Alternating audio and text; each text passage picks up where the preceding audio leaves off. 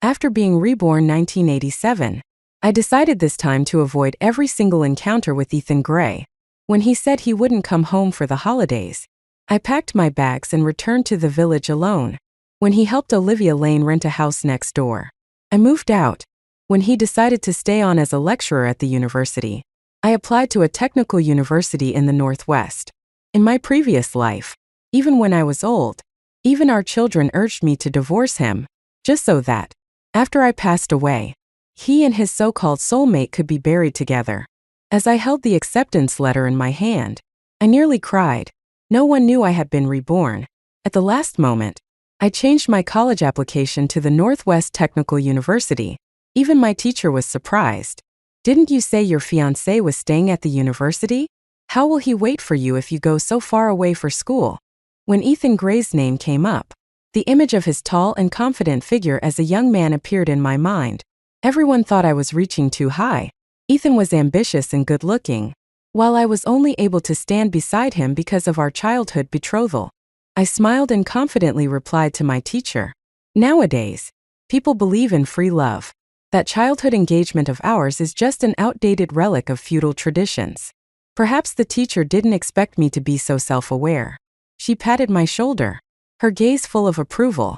Leaving the school, I followed the crowd, walking home.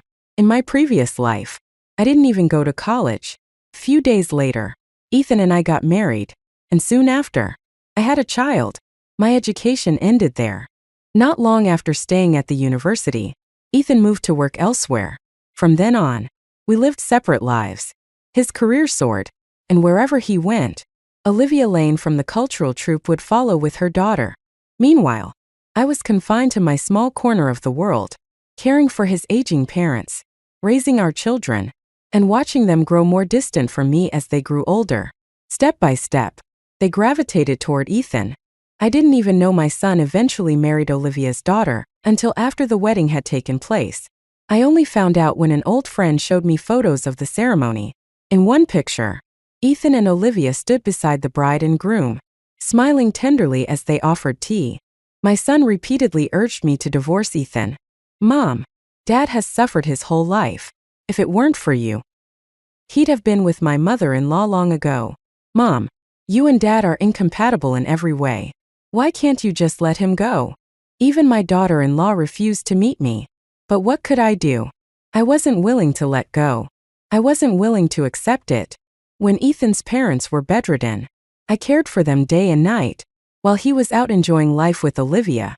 When our son fell ill late at night, I ran barefoot for 5 miles to find a doctor, while Ethan was teaching Olivia's daughter piano lessons and helping her with her homework. I sacrificed everything for this family, only to be told I didn't deserve to stay in it. My sacrifices left me haggard, my face lined with age.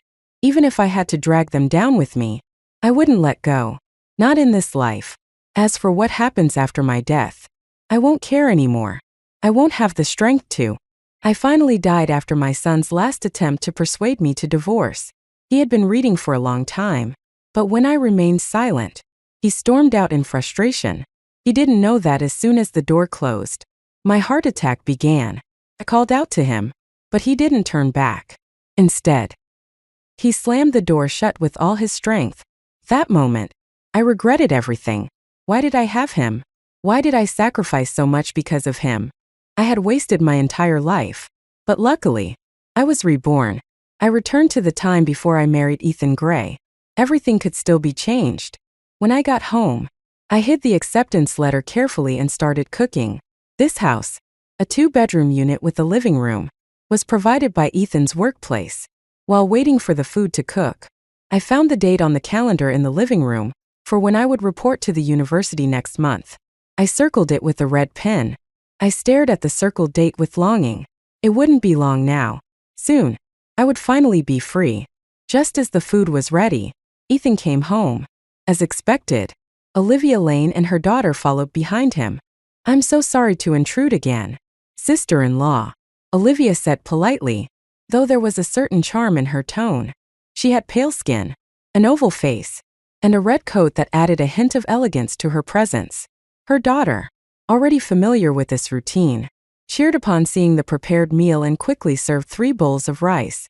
One for herself, one for Ethan, and one for Olivia. None for me. When I walked out of the kitchen, the 3 of them were already sitting at the table, chatting and laughing as though they were a family. But as soon as they tasted the food, all 3 of them spat it out at the same time. "It's so salty," Olivia complained as Ethan rushed to the kitchen to prepare soup for her and her daughter. Unbeknownst to him, the soup turned out even saltier. In the end, Olivia left in tears, holding her daughter's hand. Before she walked out, she said to Ethan, "Sister-in-law probably doesn't welcome me. I won't come again." Ethan escorted them to the door. When he returned, he had a frown on his face. I ignored him and went back to the kitchen to make another dish. "You did that on purpose," Ethan said, seemingly confused. He then began explaining. "Her husband asked me to take care of them before he passed away. You're a good cook, and her daughter enjoys the food." When I remained silent, Ethan sighed and seemed to concede. "If you don't like it, I won't invite them over for meals anymore." The next day, after Ethan left, I took out a bundle and prepared to visit the village in a few days. Although we had a childhood betrothal, our families had exchanged tokens and birth charts. If I truly wanted to break off the engagement, it would need to be done in front of the village elders to avoid future complications. While packing, I came across the embroidered quilt covers and pillows I had secretly made over the years. After thinking for a moment, I stuffed them into a bag along with the new shoes I had made. I took the bundle to the pawn shop at the end of the street.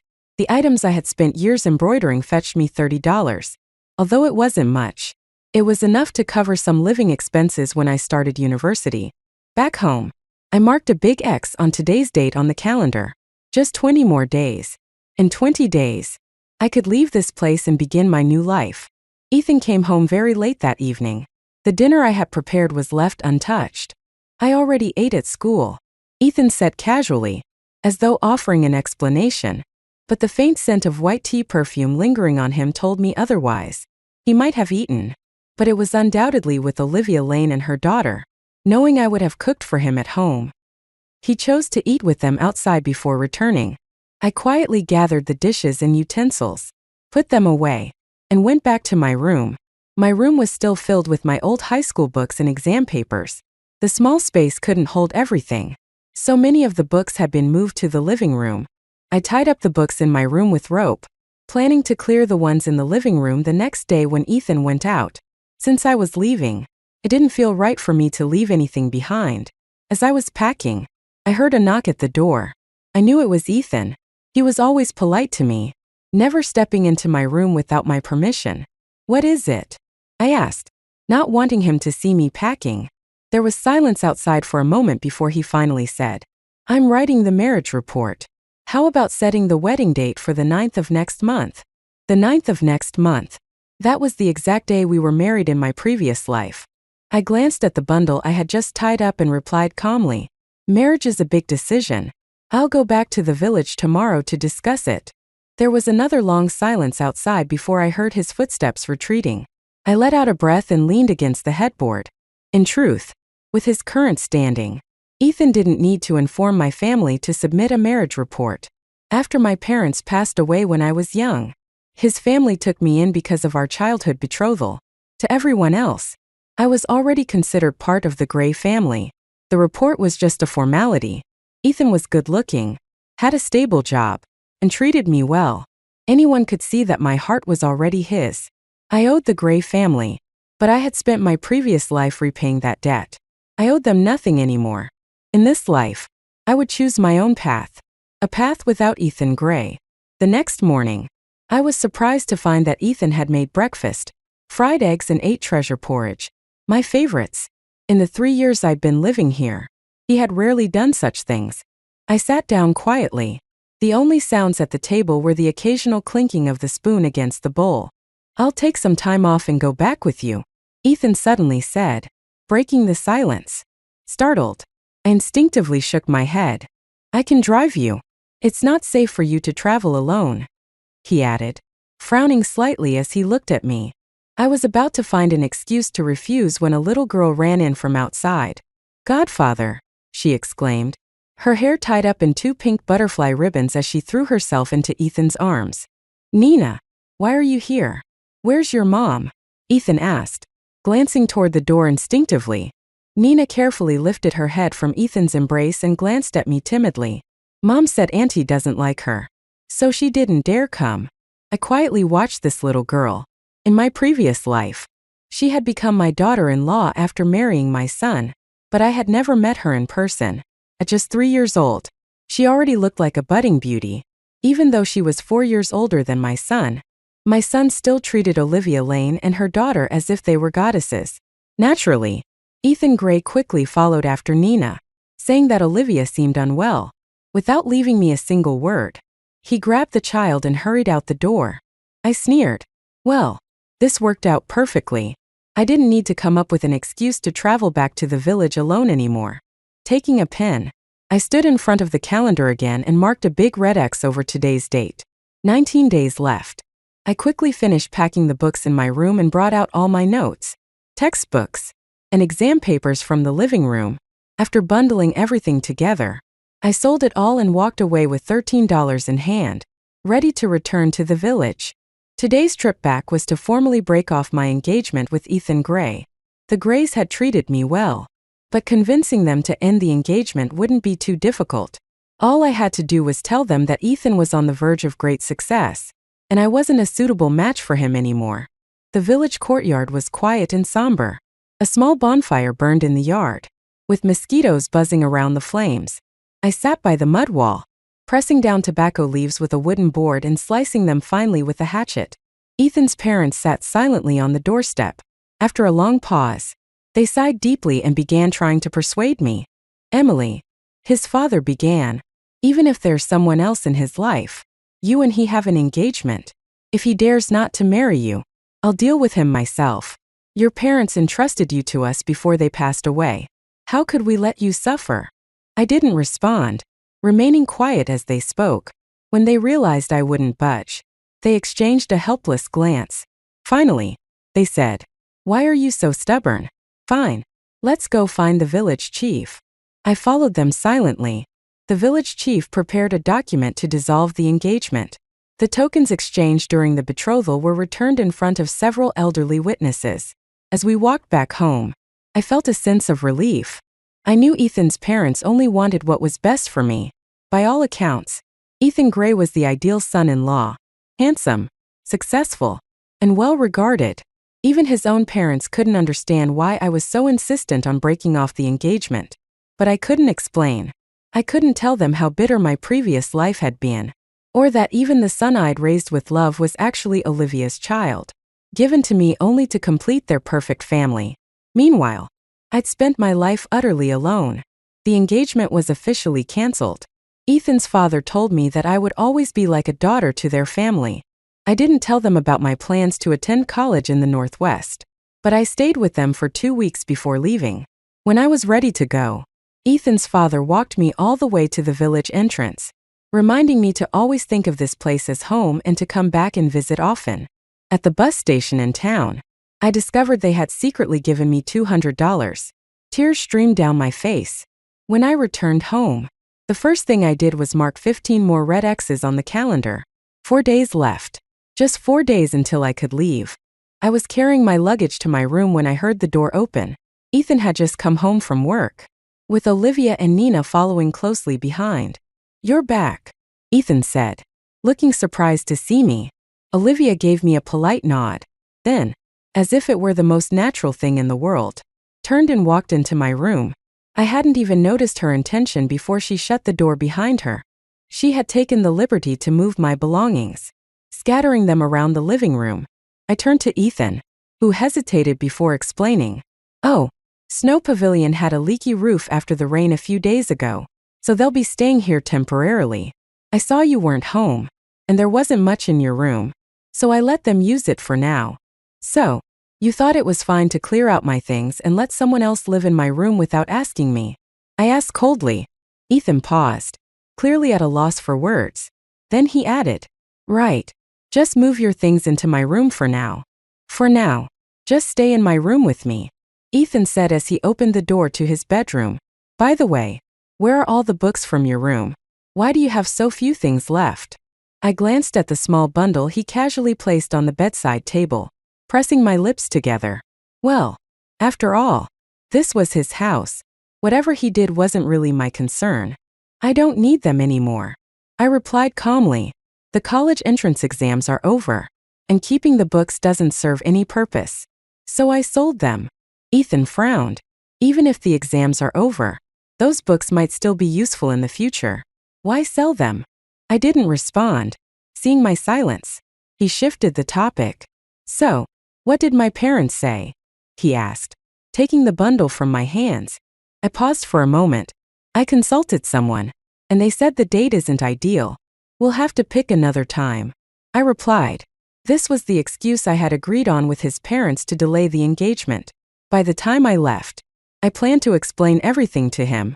Ethan didn't seem suspicious at all and simply nodded. I guess we'll have to find another date, he murmured, before heading out. He mentioned he was going to make dinner and told me to rest after my long trip. When I glanced at the desk by the window, I noticed the marriage report he had filled out. Only the section for the date remained blank. I stared at it for a moment, then looked away. As I was about to go help him, I overheard the faint sound of conversation outside. His low voice, her soft and coquettish tone, and the playful chatter of a child. I sat back down quietly.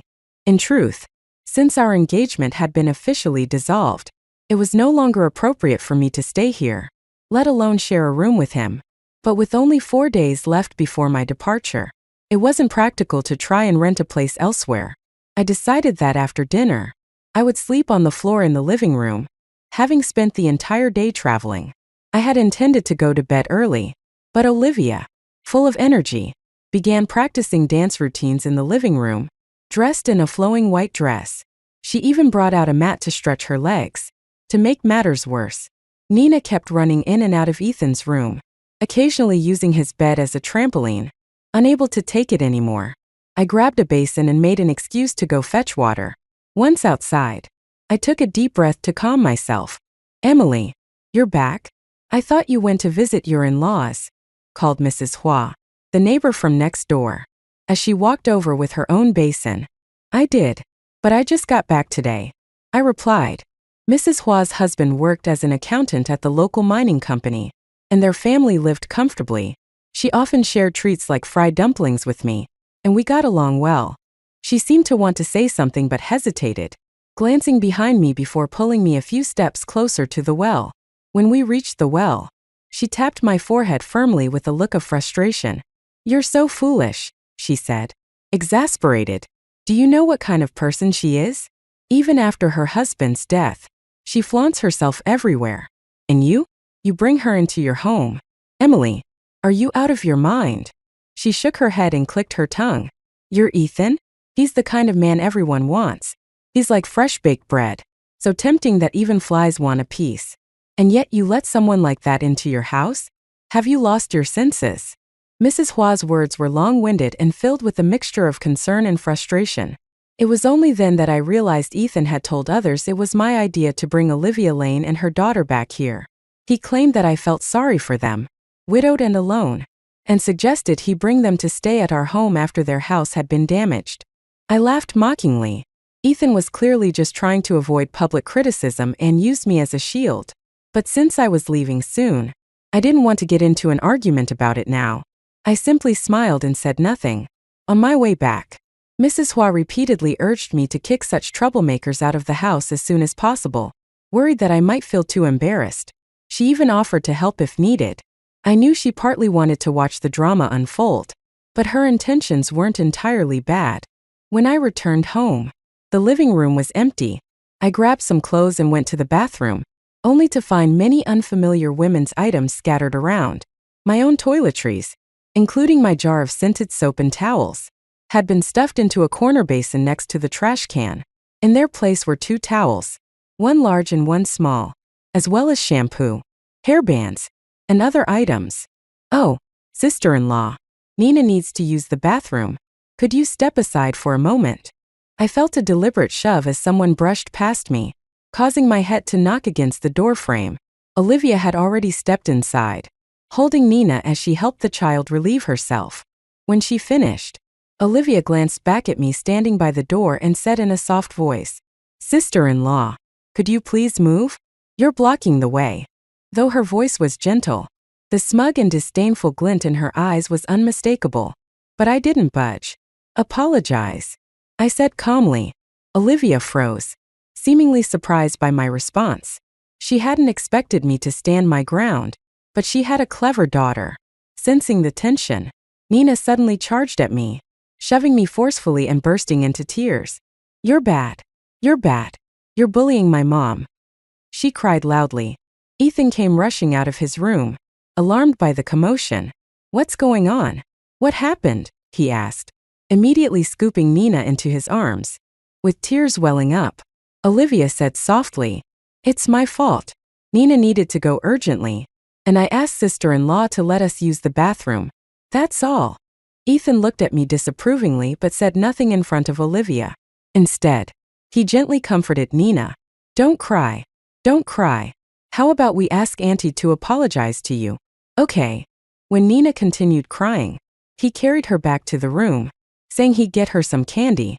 Olivia cast me a triumphant glance before following them into Ethan's room. The sound of Nina's wailing gradually subsided as I expressionlessly finished my shower and collected my belongings. By the time I returned to my room, Olivia and Nina had left. A colorful box of candy sat on the nightstand, clearly prepared for children. Ethan stopped sorting through his things when he saw me come in. "Emily," he began, clearly intending to lecture me about not arguing with children and apologizing instead. I sat down without a word, took out a piece of paper, and pressed it against the spot on my head where I had hit the doorframe. After wiping away the blood, I handed the paper to him. The bright red stain was impossible to miss. Ethan's words caught in his throat.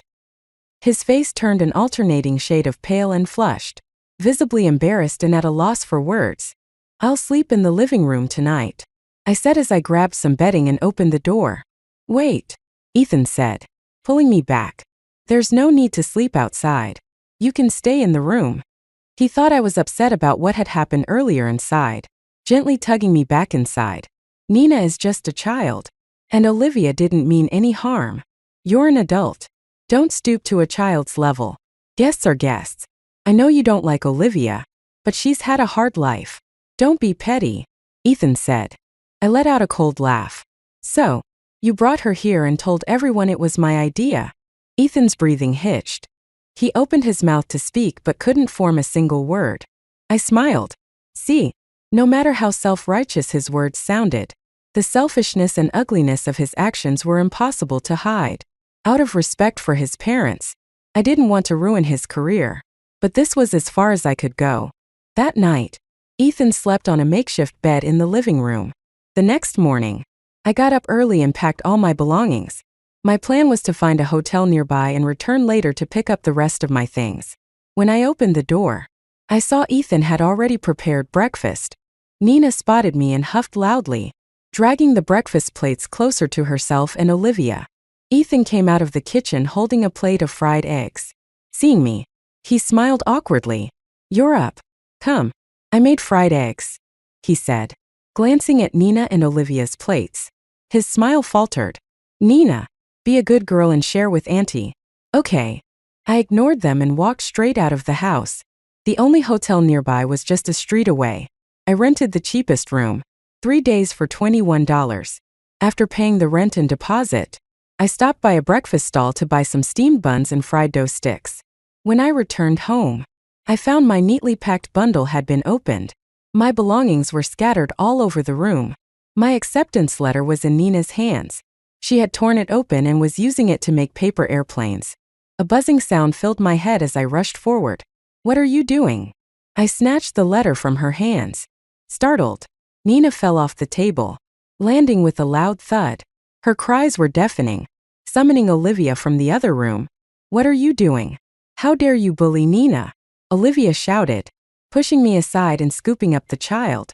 I was trembling with rage as I carefully unfolded my acceptance letter, checking it for damage. "Bully her? Did you even see what she did? Who told you to touch my things? Get out." Olivia stood, holding Nina in her arms. and glared at me coldly. Don't forget. You're not even married to Ethan yet. This house isn't yours to command. She carried Nina toward the door but paused and turned back. Even if you do get married, you'll never beat me. With a loud bang, she slammed the door shut. Olivia's hostility toward me always surfaced when Ethan wasn't around. In the past, I used to feel inferior and timid. Olivia was beautiful, talented, and the star of the cultural troupe. I had always thought I couldn't compare to her. But after being given a second chance, I finally understood. Why did I need to compare myself to her? In Ethan's heart, Olivia would always come first. But besides Ethan, didn't I have anything else? I could still go to college. I could contribute to the development of my country. I could leave, broaden my horizons, and gain new experiences. Staying trapped in this mire would only hold me back. After packing all my belongings, I marked another bold X on the calendar. With my bag on my back, I left for the hotel I had booked. When I was first reborn, I did consider going to Olivia Lane's workplace to confront her. After all, she had ruined my previous life. I thought causing a scene might bring me some relief. But what would that accomplish? As long as Ethan Gray remained in her corner, even if Olivia lost her job, he would take care of her. It wouldn't cause her any significant loss. As long as I still cared about the Grays' kindness in raising me and didn't want to destroy Ethan's career, Olivia would remain untouchable. At the end of the day, it came down to the man himself. If his heart wasn't in the right place, no one could change it. Olivia's late husband had many comrades in arms, yet none of them took care of her and her daughter the way Ethan did, as Nina's godfather. So, I let out a bitter laugh and moved on. Once I reached the hotel, I unpacked a little and took out some stationery to write Ethan a letter, setting aside his infidelity and his entanglement with Olivia throughout his life. I couldn't ignore the 3 years I had spent here in high school. He had provided for me, fed me, and even helped me with my studies at times. For those reasons alone, I felt obligated to explain things clearly. In the letter, I wrote that I had already returned to the village and ended our engagement. I also mentioned that I had been admitted to another university and that our paths would diverge from now on. We would never meet again. As I was halfway through the letter, I heard a knock at the door. Thinking it was the hotel staff, I opened it, only to find Ethan standing outside. He looked exhausted, as if he had been running around all day. When he saw me, he let out a deep breath. Finally, I found you. I'm so relieved you're okay, he said. I stood silently, expecting him to start lecturing me.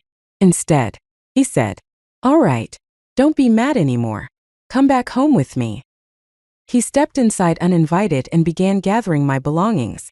I quickly covered the half-written letter with a book, but his gaze fell on a silver bracelet in my bag. "Why is this bracelet here?" he asked, his expression shifting as he picked it up. I froze, annoyed at myself for not putting it away earlier. That afternoon, when Nina was rummaging through my things, a bell had fallen off, and I'd fixed it. The bracelet was one of the tokens from our childhood betrothal. I had taken it back last time when I visited the village. Ethan's expression turned strange as he examined it. "This bracelet, shouldn't it be with my mom?" he asked. I scrambled to think of an explanation, but before I could respond, he chuckled. "I get it. My mom must have sent it with you to give to me," he said, placing the bracelet back into my bag. "Just keep it for now," he continued. "We'll be getting married soon anyway. What's mine is yours, so you might as well hold on to it." I let out a quiet sigh of relief, though my hand remained firmly on my bag. Ethan frowned. "Are you still upset? Nina was wrong, but she's just a child. Stop making such a big deal out of it. Do you know how worried Olivia was when you ran off? She went out alone at night to look for you and scraped her knee so badly that she's still lying at home. I just don't get it. Nina has always been such a good child, but whenever you're around, you two always seem to clash," Ethan said, clearly agitated. I stared at him calmly, saying nothing, and he hesitated. His mouth opened as if to continue, but no words came out. I suddenly laughed. "Do you know what happened this afternoon? Your precious daughter went through my belongings. I told her to stop, but Olivia said I had no right to tell her that. She even told me that even if I married you, I could never compete with her. I watched as his expression darkened bit by bit. What do you mean? My daughter? Nina is my goddaughter, he said defensively. Ignoring him, I continued. You keep using the excuse of taking care of your late comrade's wife to justify being close to her. But if your comrade knew this was how you were taking care of his wife, do you think he'd rest easy in his grave? My mocking smile and sharp words shattered Ethan's self-delusions. His face turned pale, and he wavered as if he might collapse. After a long pause, he finally managed to say, If you're not coming back with me, then stay here and reflect on your behavior. I'll come back for you in a few days. With that, he turned and left, his retreat almost a stumble. I watched him go, listening to his unsteady footsteps fade into the distance. Then, with an expressionless face, I closed the door behind him. How laughable. To him, the mere fact that he was willing to file a marriage report and marry me was supposed to be a grand gesture, something I should be eternally grateful for. The next day, I went to see my teacher to collect my train ticket. She had pulled some strings to secure a reserved seat for me, worried I might not be able to get one on my own. She even arranged for some acquaintances in the Northwest to look out for me once I got there. I had lunch with her and spent the afternoon buying some local specialties to bring as gifts for my future college roommates. On my last night in town, I went to bed early. I thought I would have trouble sleeping, overwhelmed by thoughts of regret or anxiety. But to my surprise, I fell asleep almost immediately. The next morning, I handed the letter I had written to the hotel receptionist before checking out. Then, dragging my luggage behind me, I headed to the train station. The 2-day train journey was bumpy, and I could only sleep fitfully. When I finally arrived at the university, I let out a long breath of relief. After completing the enrollment process, I focused entirely on adjusting to my new life. The academic schedule was rigorous, leaving me little time for anything else. I had missed the chance to attend college in my previous life, so I cherished this opportunity deeply. Aside from eating and sleeping, every moment was spent in class or the library. I received Ethan's first letter 3 months after the semester began. By then, I was not surprised that he had found me. A month earlier, my teacher had written to tell me that Ethan had visited her and learned that I was now in the Northwest. In his letter, Ethan said he did not agree to the engagement being annulled. He wrote that, in his heart, I was always his wife. He also claimed that there was nothing between him and Olivia, adding that he knew I disliked her and had already sent her away. He promised he would never see her again. He wrote that he was waiting for me to return. Enclosed with the letter was $100. I kept the letter but didn't respond, nor did I touch the money. University life was demanding. The coursework was heavy, and although I was among the top students and had received a scholarship, my monthly living expenses still felt overwhelming.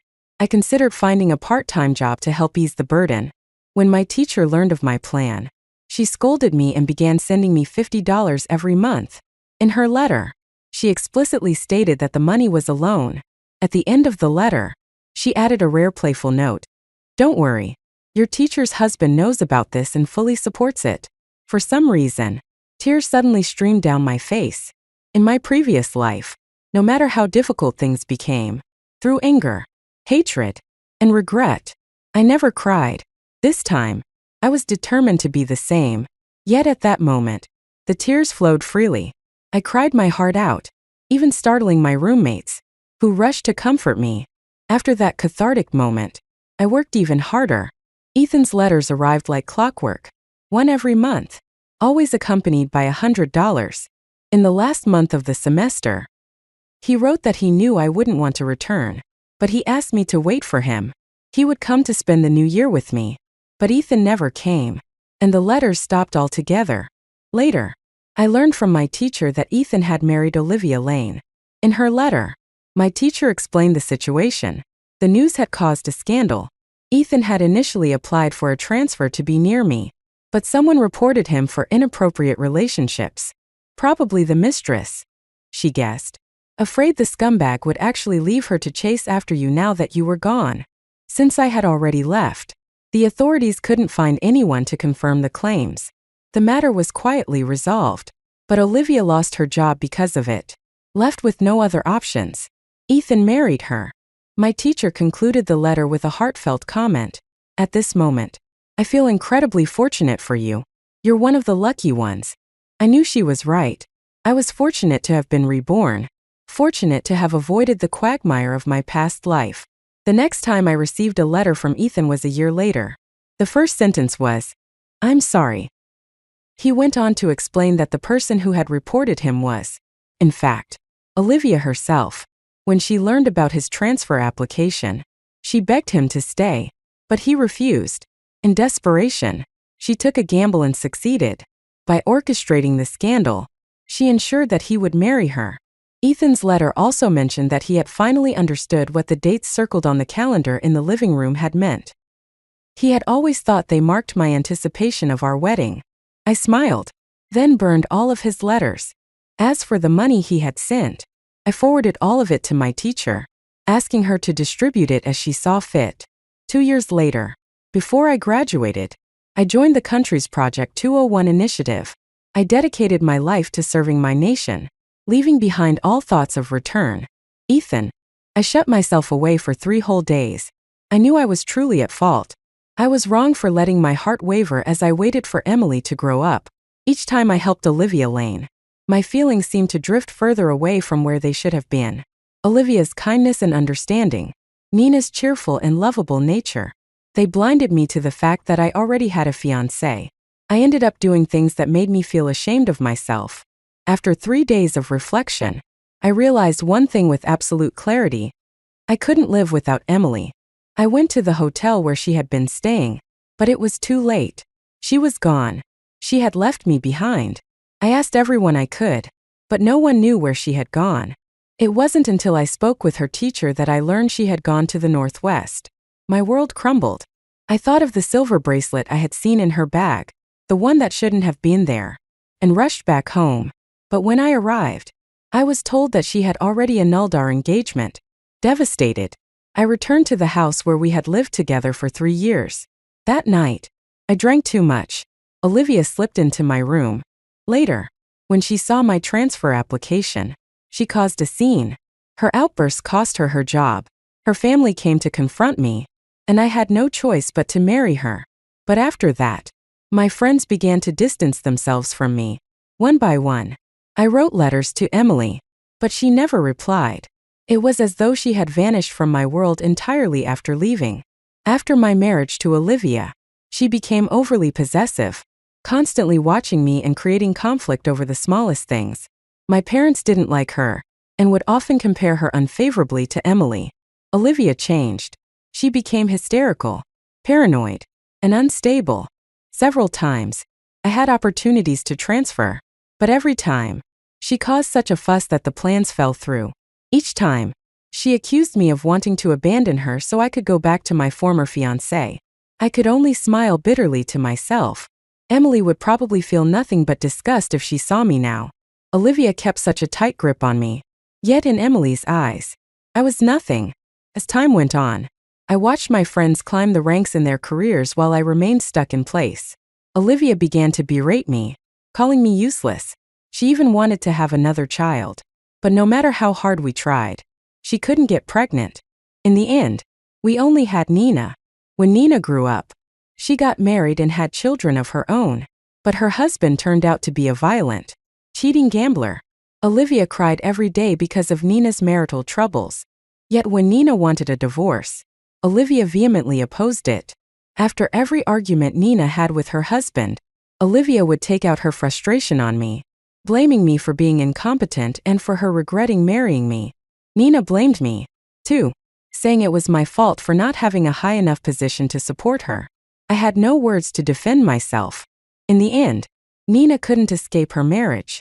She tried to run away but was caught and brought back. Her husband gave her a vicious beating as punishment. I was old and couldn't help much anymore. Later, Nina took her own life, leaving behind a 6-year-old child. I never imagined that in our old age, we would lose our daughter and end up raising a 6-year-old grandchild. Looking at Nina's child, memories surfaced, slowly pulling me back to a time when there was someone else in my life. A young figure who once looked at me with nothing but love and devotion. I couldn't help but wonder, if I hadn't gotten involved with Olivia Lane back then, If I had married Emily instead, would things have turned out differently? But when exactly did I lose her? I couldn't even remember. As I looked back on my life, I realized how utterly meaningless it all felt.